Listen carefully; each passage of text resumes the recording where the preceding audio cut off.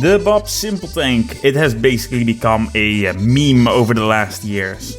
I mean, just look at this thing. What were they thinking? With everyone and their mom making fun of the Kiwi mobility scooter. It's a tank that has been on my to-do list since, well, basically forever, even before I finished my first video. But you know, it's been covered to death by every internet funny man.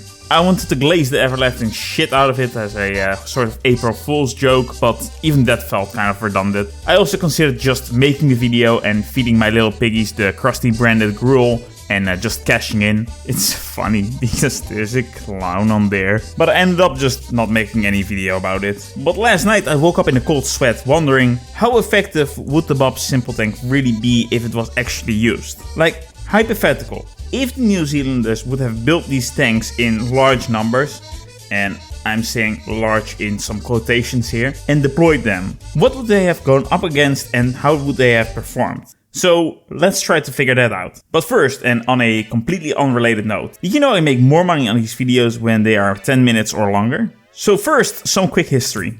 By 1940, the Japanese had already spent years expanding across China, and New Zealand was starting to fear that they were gonna be next. The Japanese were openly talking about how undefended and vulnerable New Zealand was, and how they were gonna invade the island with the funny kiwi birds. You know what? They were not completely wrong. New Zealand at the time was pretty defenseless, with just a handful of Brenton carriers in their armored force, which are these lightly armored, lightly tracked vehicles. So, not the most impressive things. And even if it was more impressive, their limited numbers made them somewhat useless. In fact, I'll let you guess for 1 second. How many Brenton carriers do you think that New Zealand had at that time?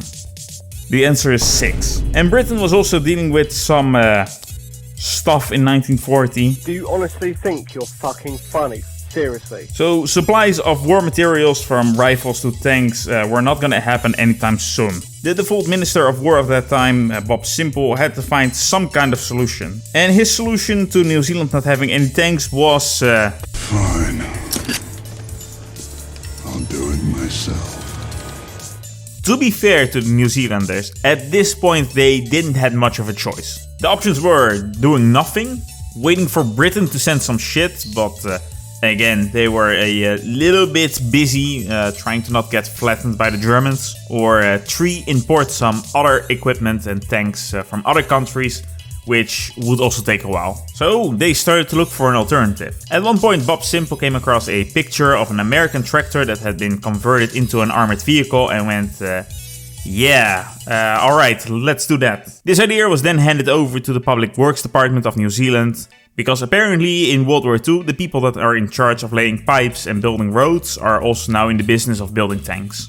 Okay, so the basic idea of the Bob Semple Tank was quite simple. New Zealand had around 80 Caterpillar D8 bulldozers in their country. They would just be doing normal bulldozer stuff, but when the threat of the Japanese would actually show up, they could take them, then bolt some armor onto it, and then there you go, a tank. And well, I'm saying tank with big asterisks. Now first, some good news. The tractors themselves needed surprisingly few modifications. The suspensions were adjusted, the tracks were slightly extended, the controls were moved forward, and steel mounting points were welded on so that the armored body could be attached. And because of the ease of the conversion, in June 1940 the first prototype was already finished. The armored body was still plywood, but hey, it's a prototype. Now here comes the bad news. The original plan for this tank was that it was gonna carry a 37mm anti-tank gun in a rotating turret. The problem was that they couldn't actually get any. I assume that the army wasn't very thrilled with the idea of some of their limited anti-tank guns being bolted onto a bulldozer, so the 37mm gun idea quietly died and was replaced by a bunch of machine guns. 6 of these brand guns to be more precise. So you had 1 on each side,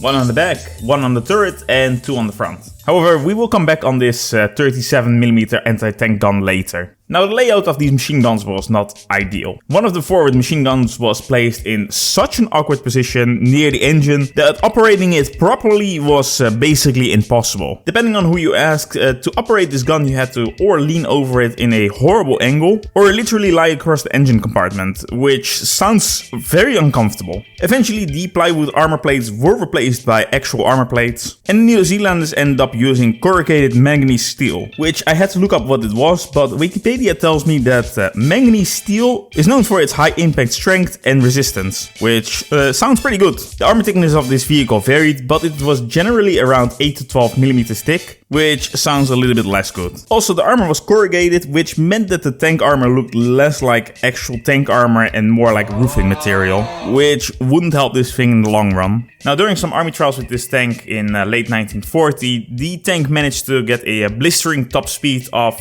around 8 to 10 kilometers an hour. And things got a lot worse when this thing went off-road, not only with the speed, but it was also rocking around so badly that firing it accurately while on the move was it was just impossible. Not only that, but the army was still very unhappy with the lack of an anti-tank gun on this thing. My disappointment is immeasurable, and my day is ruined. But New Zealand didn't have much of an alternative at that moment, so despite all the problems, the military eventually approved this concept and 3 prototypes were built. By 1941, 2 of these prototypes were finished. Now, to show the public of New Zealand that they were prepared for a possible war with Japan, both of these tanks were dragged out and took part of a public parade. And the public was not very impressed. The newspapers were even less impressed, ridiculing the tank relentlessly. The corrugated armor on this tank didn't help much neither. From a distance, it looked suspiciously like roofing material, which led to some rumors that the government was just literally using roofing material as armor. A rumor that I still see popping up every so often on the internet till this day. After this stellar first impression, the tank had become widely known as the Bob Semple Tank. They did build a 3rd prototype later in 1941, but New Zealand finally received some Valentine tanks from Britain at that point. Compared to the Bob Semple Tank, these were actually,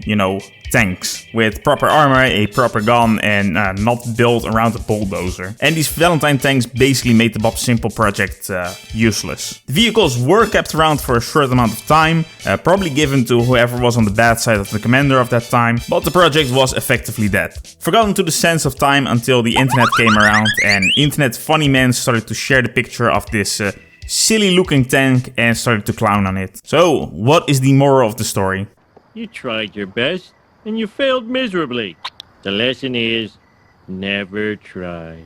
Okay, so now that I have delayed answering the question long enough to get paid, Here comes the money, money, money, money, money.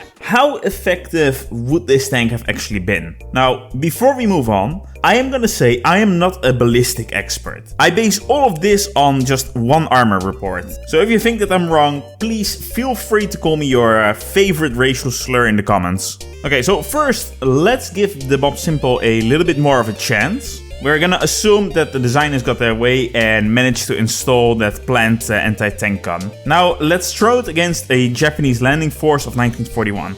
Now, the first contestant is gonna be the Japanese infantry with their rifles. So we have the Type 38 rifle and the Type 99 rifle. Now, unsurprisingly, the 6.5mm round of the Type 38 would not be able to penetrate the Bob Semple tank. And even the more powerful 7.7mm cartridge from the Type 99 would not be able to do much better. Same story for the Japanese light machine guns, like the Type 96 light machine gun or the Type 99 light machine gun. And even my personal favorite, the Type 11 light machine gun. Like, seriously, this gun is awesome. If you're not familiar with this thing, just go look it up. Anyway, all of these would not be able to do anything against the Bob Semple. So, congratulations to the Bob Semple, you passed the first round. Yippee!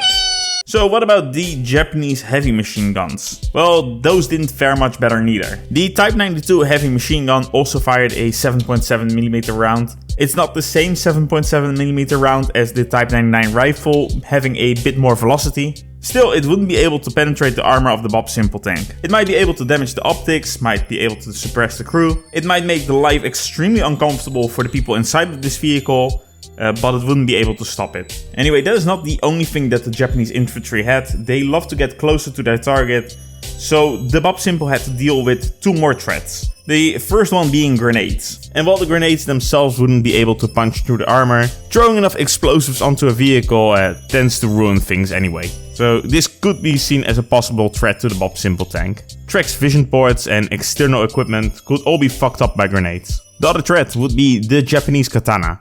Folded over 1,000 times and forged on Mount Fuji itself, no, it wouldn't be able to slice through the armor of the Bob Semple. I'm very sorry, anime fans. So So let's take a look at what would actually be a pretty substantial threat to the Bob Semple. The Type 97 anti-tank rifle. And even though the name says anti-tank rifle, using a chunky 20mm round, this was basically a small cannon. It also had armor-piercing rounds, so definitely a danger to the Bob Semple. So here's the point where there is some doubts if the tank would have survived. According to some tests of the New Zealanders at the time, the armor was claimed to be resistant to 20mm fire, but the details are a little bit vague. It's not really clear what type of round was used and under which conditions, so maybe with the armor-piercing rounds it would be able to penetrate the Bob Semple, or maybe not. Now there's also some good news for the New Zealanders. This gun was extremely heavy and quite rare. So even though this gun would have been seen as a threat to the New Zealanders, it wouldn't be seen very often. And even if they would encounter them, it wouldn't be guaranteed that this thing could take out the Bob Semple. So let's just call it a draw. Now it's only downhill from here for the Bob Semple tank, because the next thing that we're gonna look at is the Type 94 37mm anti-tank gun. And this is an actual anti-tank gun, which tend to be bad news for tanks. Now I'm not gonna beat around the bush. This thing would have easily punched through the Bob Semple's armor. There you go, a first win for the Japanese. Which means that now we come to the most interesting part. The Japanese tanks. The Type 95 Hi-Go and the Type 97 Chahi. Now, the Type 95 Hi-Go had a 37mm anti-tank gun, which would have a very easy time fucking up the Bob Semple tank. However, here comes the more interesting part. This tank was also very lightly armored. 8 to 25mm to be precise. In some places it had the same armor thickness as the Bob Semple. And if the Bob Semple had the 37mm anti-tank gun that was planned for it, it could in theory kill the Type 95 Hi-Go. It would have been a question of who shoots first, and well, with the low mobility and the top heaviness and how high this thing was, there was a very small chance that that would have been the Bob Semple. And even the slightly newer Type 97 Chahi would have fallen under the same category, having a strong enough anti-tank gun to take out the Bob Semple, but thin enough armor to be taken out by the Bob Semple. Again, very unlikely, but definitely possible. Now, yes, there are more toys that the Japanese could have used to take out tanks. Yes, random commenter, I do know what an airplane is. So for that I asked Lord Hardthrasher what other toys the Japanese had to deal with tanks, seeming that he's way more knowledgeable about this part of the war than I will ever be. Seriously, go check out his Forgotten War series, it's amazing. Anyway, according to him, they also use their artillery over open sights and shoot at point blank range at tanks. Or alternatively, to deal with tanks, they would give a poor schmuck a bomb and just drop him off in a trench. And then when the tank went over the trench or near it, they would just whack the thing with a hammer. Now don't worry, I'm sure those guys lived long and prosperous lives.